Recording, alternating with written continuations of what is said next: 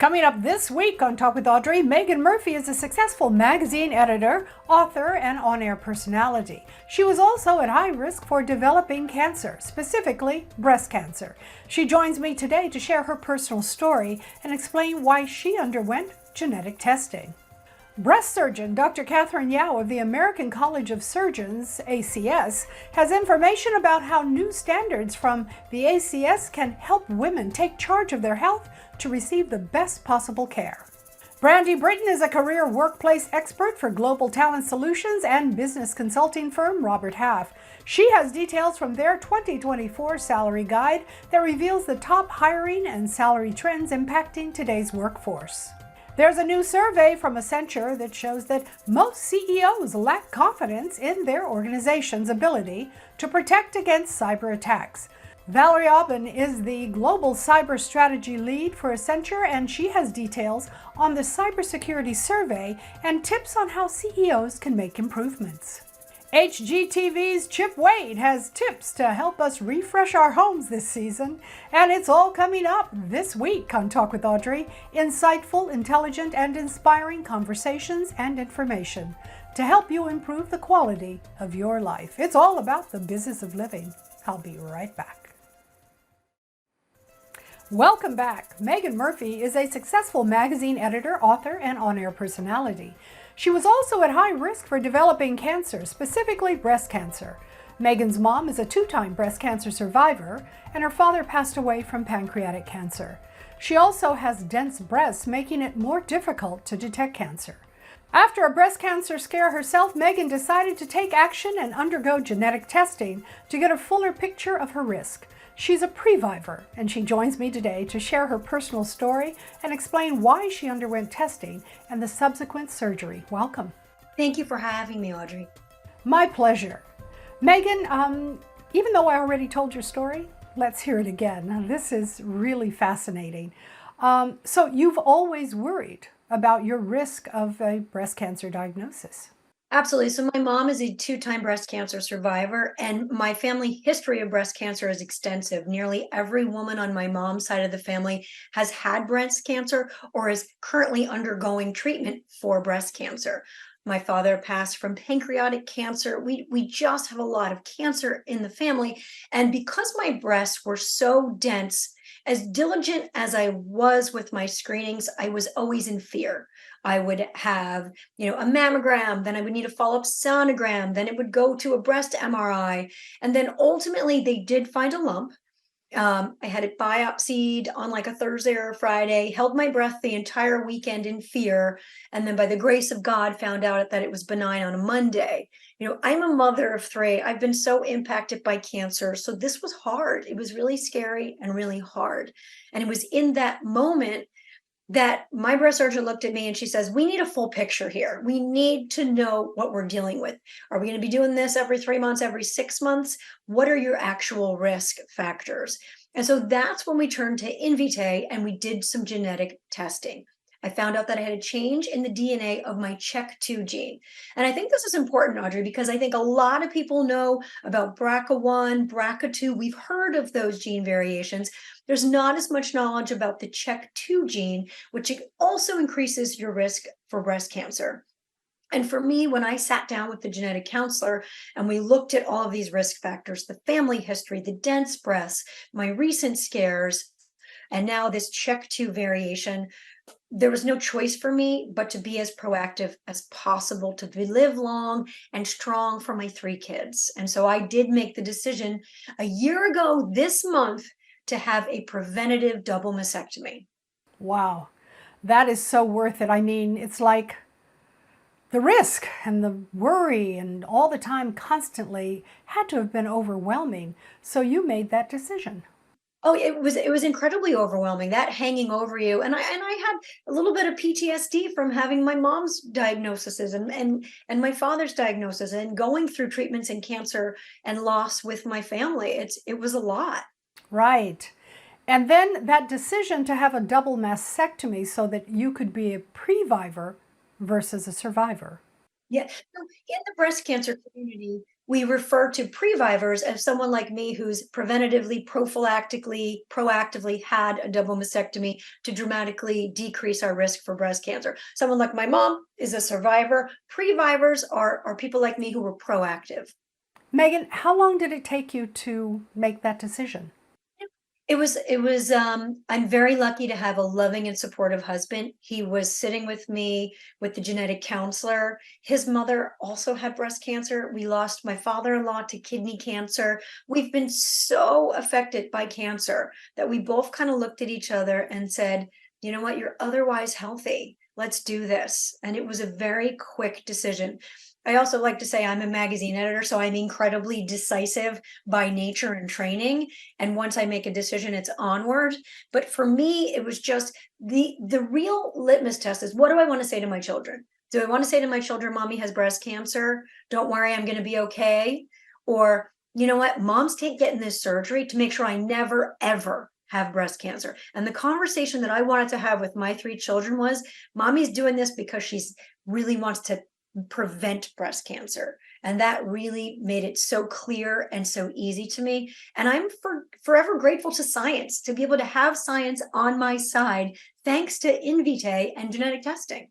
That's right. Well, I have to agree with you there. I certainly would not want to have to make that decision.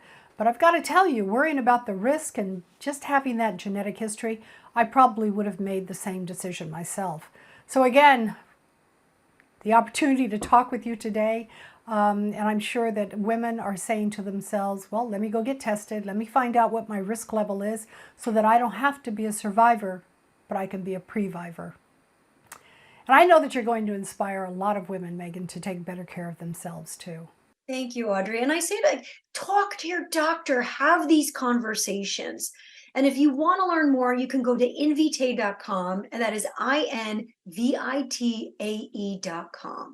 Megan Murphy, you're a brave woman. And guys, you can use her story to take to your doctor or your healthcare provider and say, hey, listen, is there some testing that I should have as a result of my family's history of cancer?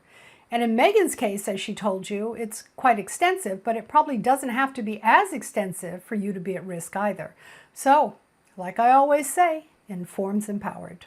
Yeah, exactly. The knowledge is power. You want to have the most information possible to make decisions and to be an advocate for your health. Absolutely. Megan, thank you so very much for joining me today and sharing your story. Where can we go for more information? Invitae, invitae.com. Thanks, Megan. And joining me now, breast surgeon Dr. Katharine Yao of the American College of Surgeons, ACS. We're going to talk about how new standards from the ACS can help women take charge of their health to receive the best possible care. Dr. Yao, when should women start being screened for breast cancer? So screening for breast cancer has been shown to decrease rates of breast cancer mortality. And screening finds cancers at a smaller size and earlier stage when they're more curable and people can have less aggressive treatments. So it is important to get your screening mammogram. Why is screening for breast cancer so important? So again, screening really decreases breast cancer mortality rates. We've seen that again and again. And screening finds cancers at an earlier stage and a smaller size. And that means women can undergo less aggressive treatments, less aggressive surgeries, less aggressive chemotherapies, even radiation. So it really is important to get a screening mammogram. And what should women look for when choosing where to receive treatment for their breast cancer? So I think there's several things that women should look for when they're newly diagnosed with a breast cancer. It's important to go to a center that specializes in breast cancer, that is multidisciplinary, and has specialized programs for breast cancer patients, such as access to clinical trials, genetics, plastic reconstruction. It's important to go to an accredited breast center. You want a center that's been accredited by the National Accreditation Program for Breast Centers of the American College of Surgeons. And most importantly, you want a team that's multidisciplinary and a team that you can trust and that you have confidence in. You want to make sure the team is there for you, that they have your back, that they will be there when you call, and that they'll develop a personalized treatment plan just for you. What is breast density and how does it impact breast cancer risk? So breast density is the balance of the fatty tissue in the breast with the glandular and fibrous breast tissue. You can only tell if somebody has dense breast tissue on a screening mammogram. There are 4 density readings, and if you're in the higher 2 readings, then you would be in what we call a dense breast tissue reading. People with dense breast tissue have an increased risk for breast cancer, and so their screening regimen may change and be different than women that don't have dense breast tissue. And where can we go to learn more? I'd recommend that you go to the American Cancer Society website. They have a wonderful website with lots of information to read about breast cancer. The American College of Surgeons also has a wonderful website. If you go to facs.org/breastcare, you will be taken to a page with several different video modules, and they will go through treatments for breast cancer, different surgeries for breast cancer. We are actually using these modules in my clinic today. All right, so 1 in 8 women will be diagnosed with breast cancer in their lifetime, making breast cancer the most common non-skin cancer diagnosis in women. Thank you, Dr. Yao, for joining me. Thank you for having me. I'm going to take a quick break. I'll be right back. Welcome back. There's new research from Robert Half's 2024 salary guide that reveals the top hiring and salary trends impacting today's workforce, the roles expected to see the biggest salary gains in 2024, and how benefit options can help companies attract and retain top talent. Brandi Britton is a career workplace expert for global talent solutions and business for consulting firm Robert Half. Welcome. Thank you. Good to be here. Thanks for joining me. So what were some of the biggest takeaways from the Robert Half salary guide? Well, we're seeing 3 important trends. First and foremost, salaries remain top of mind. In fact, 63% of workers plan to ask for a raise before the end of this year. Second is flexibility. Employees want to say and when, where, and how they work. And third is inflation. It's what's driving workers to demand raises, but it's a two-way street, and that inflation is impacting employers just as much as employees. Well, does that mean that employers are going to be a little hesitant to give raises? Well, employers have the opportunity to provide things alternative to compensation. So compensation is still going to increase, albeit at maybe a more moderate pace than it has been in the past. But what they can do to compete for the best talent is offer flexibility. And what we mean by flexibility is a hybrid schedule. Employees want that type of flexibility. In fact, we recently placed an individual who was working full-time in an office, commuting an hour and a half each way. And by helping him find a hybrid schedule, he was able to find a better work-life balance. And it just speaks to why flexibility is so important to employees. Yeah, absolutely. I mean, not everything has to be monetary. And quite honestly, if you get that flexibility in your schedule, it saves you time, but it also saves you money in terms of your commuting cost and all the other expenses, right? Yes, absolutely. And for companies, it can be the great equalizer, particularly companies who have budgetary constraints. In lieu of a large raise, they can offer that flexibility and hybrid schedule and can compete with companies who maybe offer larger salary packages. Well, are there any other benefits or options that companies are thinking about providing? Well, hybrid flexibility remains number one, but there's other things as well, other types of perks. So you've got different types of benefit packages, which are very important, other types of discounts and conveniences, and really that overall culture that they can provide their employee to make sure that they enjoy where they're working every day. Are employers considering making these benefit packages available to employees at all levels? Yeah, absolutely. First, employees need to reflect on what's important to them. So what type of benefit package is important to them. They want to research and utilize resources like our Robert Half salary guide to get an understanding of what benefit packages are out there, what's most common. And then if for some reason they're not afforded the various benefits packages that meet their needs, then they should act and request a meeting with their manager. And then prepare for that meeting in advance by practicing with friends and family to have that discussion with their employer. Speaking of that discussion, how do you know when and if it's a good time to ask for a raise? Absolutely. So you want to be aware of how your company is doing financially. Then, second, when is the last time that you had an increase? Has it been a year or longer? And then, if you've got an ROI that you can show your employer about how you've contributed to the organization, we recommend that you go ahead and go for it. So don't just ask for a raise because you feel like you deserve it, but actually show your employer what you're doing to contribute to the bottom line. That's right. What is your individual ROI? What are some of the positions that are expected to see some of the biggest salary gains in 2024? Well, I can tell you, I've been doing this for 25 years, and positions that were not always popular are very popular right now. So, for that entire list of positions, you can take a look at our website at roberthalf.com. And what other information can we find on the site? That's right. On our website, you can take a look at our salaries, what to expect for next year, tips for job seekers looking for a new position, as well as tips for employers who are focused on either hiring or retaining their employees. Brandi Britton, career and workplace expert for Global Talent Solutions for business consulting firm Robert Half, has been my guest. Do you have any other words of advice, Brandi? Now is a good time as ever, but do your homework first and let your manager know in advance that you are requesting to talk about compensation. Let them be prepared as well. All right, no surprises. Here we go. Brandi, thanks so much for joining me. Thank you for having me. There's more to come on Talk with Audrey after the break. You're watching Talk with Audrey. Welcome back. Cybersecurity in the U.S. is under scrutiny.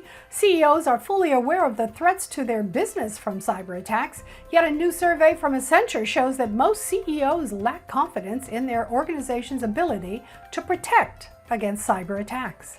My guest today is Valerie Abend. She is the Global Cyber Strategy Lead for Accenture, and she has details on the Cybersecurity survey and tips to help CEOs make improvements. Welcome. Well, thank you, Audrey. Excited to be here, especially since it is the 20th anniversary of National Cybersecurity Awareness Month. Just a very timely topic. Indeed. Has it been that long? Oh my goodness, the internet is evolving every single day. But that means that people have found ways to get around and into other people's computers, software, and information, right? You're spot on, Audrey. There is an increasing set of cyber breaches. You can see it in the headlines all of the time. I think we have the attention of CEOs. 96% of the CEOs that we surveyed are aware that cybersecurity is really important to their business and business growth. Unfortunately, however, of the CEOs we surveyed, only 5% are doing the actions necessary to be considered cyber resilient leaders. Oh, well, that's interesting, especially since a cyber attack could really disrupt your business, right? Why do you think CEOs are not really focused on cybersecurity? So there's really a disconnect, it appears, between understanding and awareness and the actions that a CEO needs to take. The majority of the CEOs we surveyed have two misconceptions. The first is that this is really a technical thing that can be handled like in a vacuum, in a silo by information security teams. And then the second misconception is that it actually costs more to do the cybersecurity resilience things needed up front than it would to actually recover from a breach. But of course, history would tell you otherwise. So what do you suggest? Because it's like, yeah, it's expensive. You're absolutely right. Doing the right things up front is for sure the best route. And that's why we have 5 key actions in our report based on the research that we're telling CEOs to take. And that first one is to embed cybersecurity and resilience upfront in your business strategy, your products, and your services. But we also are telling them to think about this from a culture perspective, to hold their entire C-suite and senior leadership accountable to specific ways in which they can affect the cybersecurity and resilience of the company. We're also saying, like, secure the technology, especially as we think about emerging tech like AI and Gen AI. Super important that we build security into those things right up front. The other thing we're telling them is to think about this as a partnership model. We are dependent on so many vendors and so many third parties, increasingly so, to make our companies, our communities, our schools, our homes run. And so it's really important that you think about this in partnership and that you hold your third parties accountable and you work with them to actually help them be more secure and resilient. It is a team sport. And then the final thing we say is, don't treat this like episodic intervention. This is not about when a crisis exists. You should get involved as the CEO with focused attention every single day. This is continuous involvement. Where can we go to learn more? So I would encourage everyone, it's essential reading, to go to Accenture.com/cyber CEO. Read the report, look at the data. You'll find it actually helps your business to be more profitable if you do the right things up front, just as you were saying, Audrey. And go to the report and see the actions that you can actually take to make for more secure and resilient organizations. Great advice, Valerie. Thanks so much for joining me today. Thank you. I'm going to take a quick break. I'll be right back. You're watching Talk with Audrey. Fall is here, and that means time to refresh, update, and upgrade our homes. And there's no one better to help us achieve all we aspire to in terms of home improvement than HGTV's Chip Wade. Welcome, Chip. Thank you so much for having me. So, Chip, where should we start when it comes to our fall to-do list? Well, fall is the time when cold weather starts to creep in, and those cold temps can actually shorten the lifespan of our vehicle batteries. Now, to prolong our battery's lifespan and to even save some cash, I recommend investing in a battery maintainer or even a trickle charger for your car. I keep one in my garage for all of my automobile batteries to make sure they just don't drop below a level to shorten their lifespan. Now, also speaking of cars, this is the perfect time of year to clean and replace your air filters and even cabin air filters like these from Napa in your car. It's just going to keep your cars running smoothly throughout those cold winter months. You can visit your local Napa Auto Parts or even visit napaonline.com to find some great options. Now, if you're a DIYer like me, you're going to love this next product. Very innovative. This is the DAP 2-in-1 wall and ceiling spray texture. Yes, I'm talking about knockdown texture, popcorn texture, even orange peel, which is super popular. Now, traditionally, spray texture has not been very fun to apply. Very messy, kind of inefficient and frustrating. But DAP is changing the game with their new patent-pending 60-degree adjustable nozzle for repairs on vertical, overhead, and even hard to reach areas. This is new to the industry and is going to make spray texture so much of a joy to do rather than a hassle. They even have this cool feature. Look at this locking tab, which makes storage and transit absolutely easy and clean. You can find out more at dap.com. Oh, I love those ideas. Now, what about when it comes to our home? Energy efficiency is always a hot topic as we reach into the fall months. And this is because still up to 90% of our homes are under insulated. That means we just are throwing money away broadly across the country. However, you can save money on your energy bills and even more by qualifying for up to $1,200 in tax credits from the Inflation Reduction Act by insulating with some Owens Corning pink next gen fiberglass insulation. This stuff is amazing. Now, this isn't your old school fiberglass insulation that's sticky and prickly and makes you itch. This stuff is soft as cotton. You can work with it all day long in complete comfort, and it's a breeze to install. This is available at your local Lowe's, also at lowes.com, and make sure to find out more about that tax credit at owenscorning.com.